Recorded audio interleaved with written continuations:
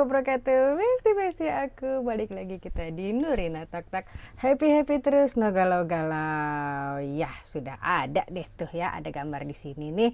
Itu artinya kamu tahu sendirilah, ini adalah produk pilihan kita di minggu ini yang bisa kamu review, bisa kamu lihat-lihat maksudnya. Terus kamu kalau tertarik bisa deh beli. Di mana? Di link yang ada di deskripsi. Oke.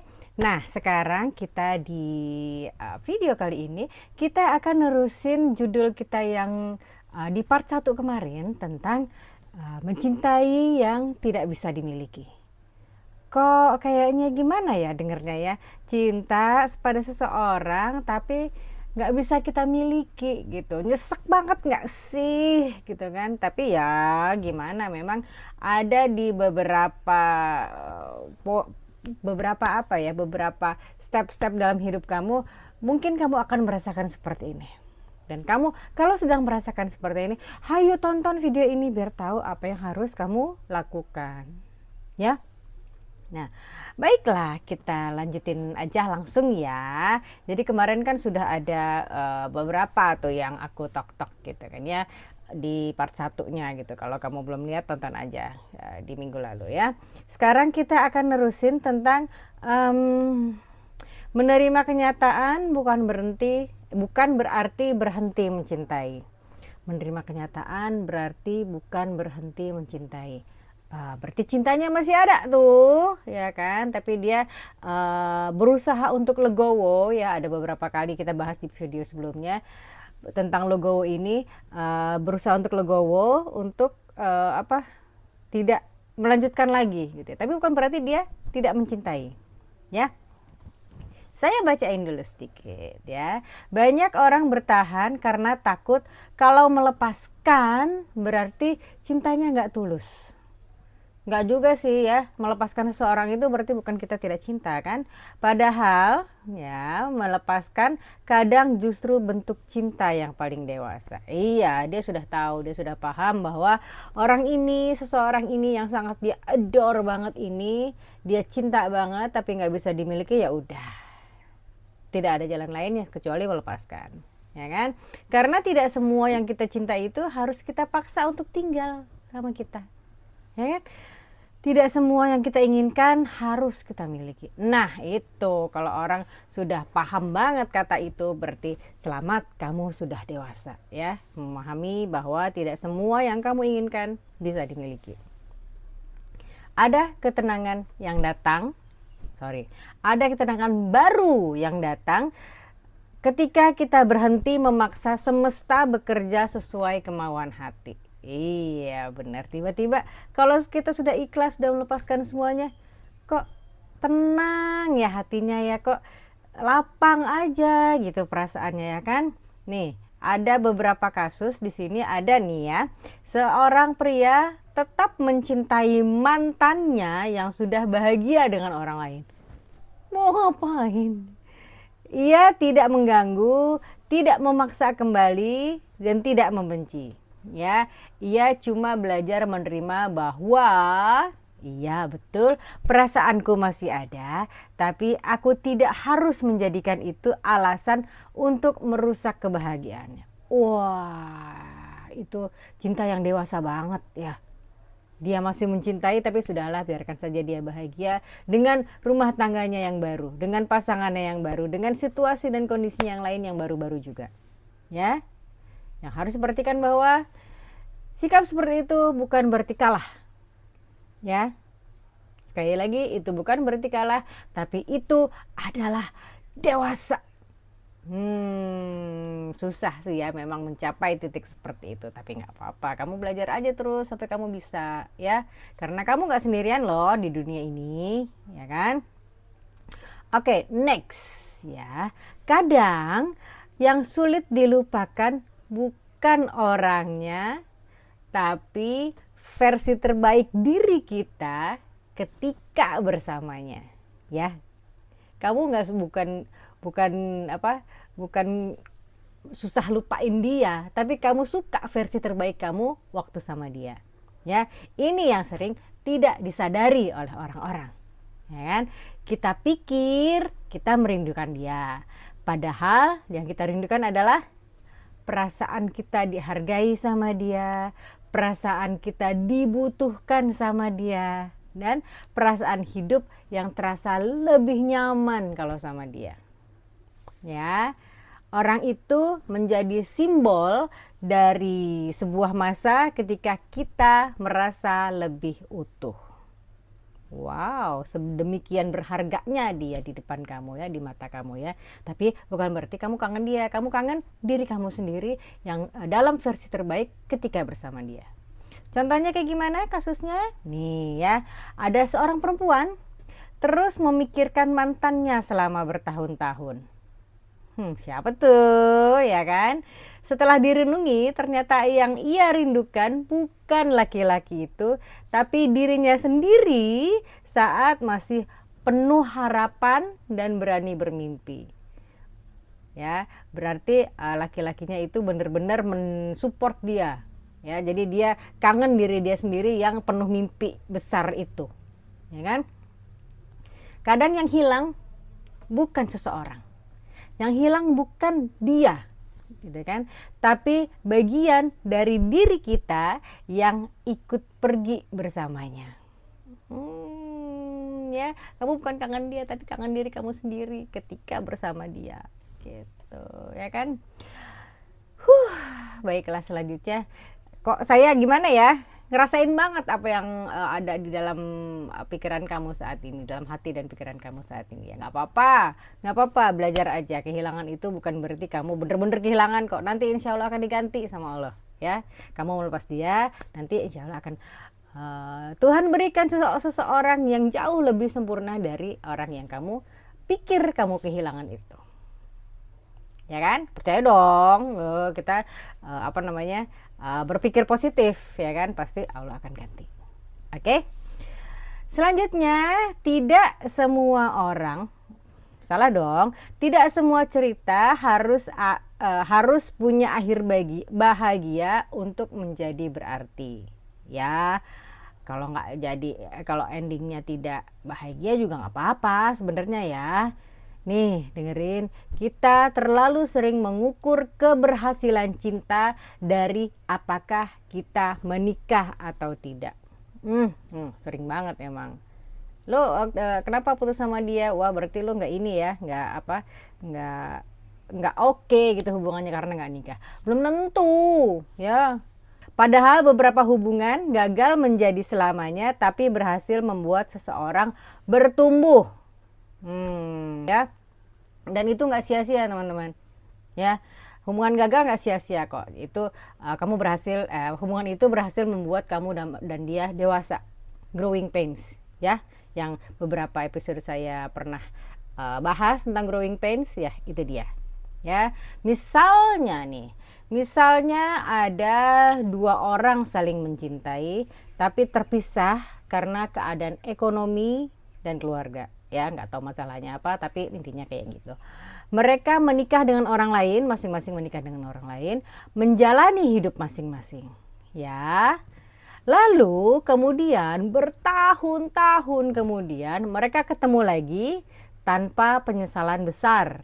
Nah, ya, karena mereka sadar dulu kita memang saling cinta, tapi hidup memilih jalan kita berbeda. Ya kan? Itu yang harus kamu pahami ya, bahwa tidak semua kisah indah harus dimiliki sampai akhir. Nggak apa-apa kalau kamu belum menikah sama dia, nggak apa-apa. Kalau kamu jodohnya bukan dia, nggak apa-apa ya. Itu tadi, pasti Allah akan turunin seseorang yang jauh lebih indah lagi untuk kamu. Pastinya kok ya, percaya aja. Ya, beberapa kenangan itu memang cukup sudah harus dikenang aja gitu ya, tanpa harus dibenci. Ya, kalau kamu belum paham maksud ini ya nggak apa-apa, tapi belajar aja, rasain aja lama-lama, insya Allah nanti kamu juga akan paham apa yang saya omongin tadi ya. Ya, pada akhirnya hidup terus berjalan meski hati belum sepenuhnya selesai. Iyalah ya kan, ini bagian paling manusiawi. Ada luka yang tidak benar-benar sembuh, ya kan?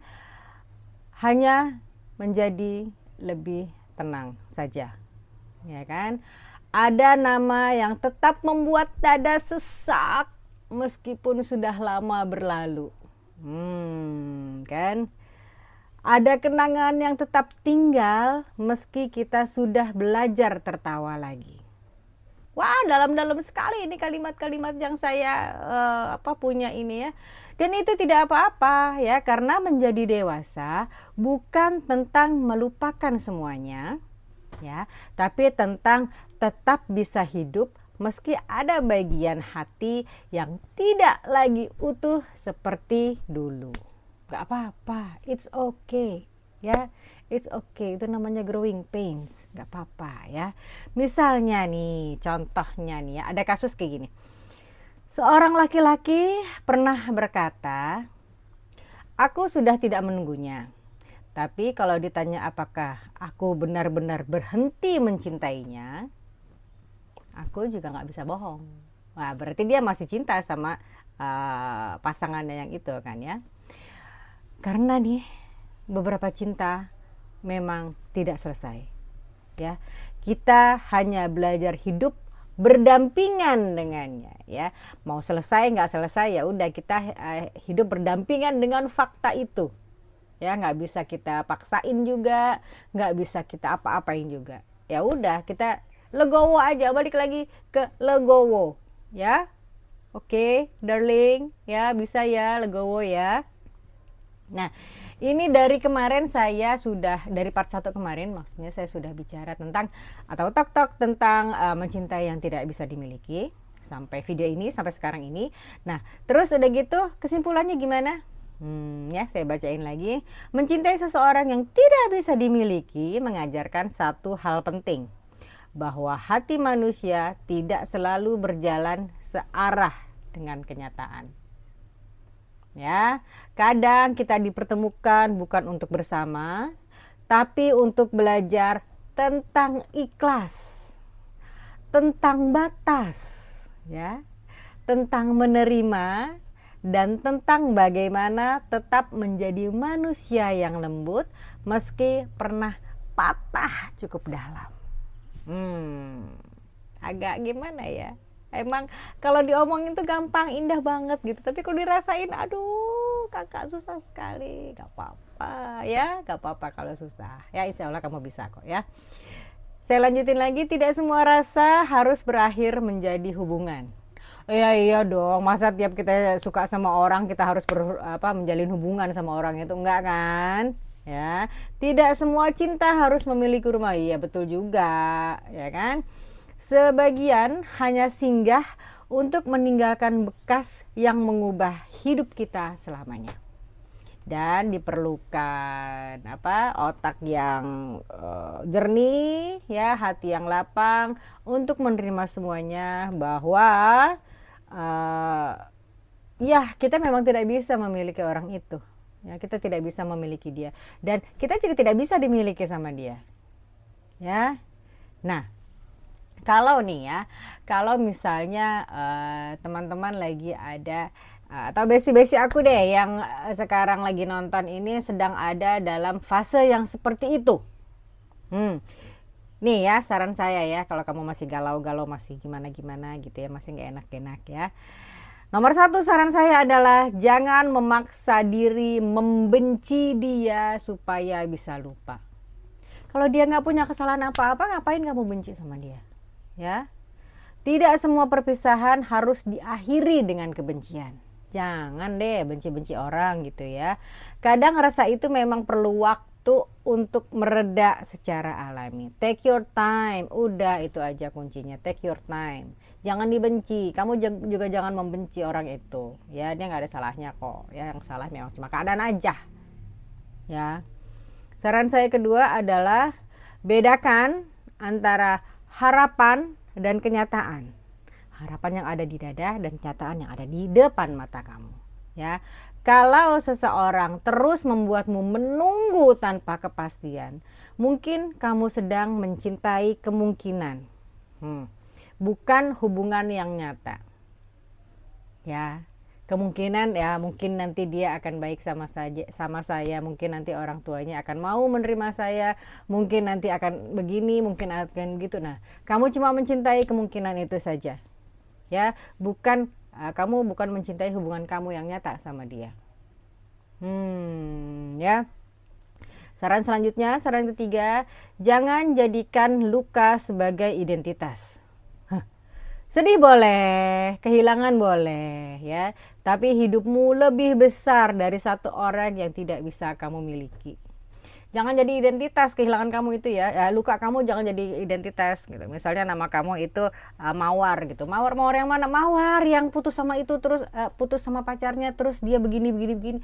Jangan jadi identitas. Ya nggak bagus juga. Jadi yang menjadi identitas itu harus yang positif, jangan yang negatif. Ya. Jangan Mawar yang pernah putus sama itu tuh, yang waktu itu depresi. Jangan, apalagi jangan, ya. Jangan jadi identitas kamu.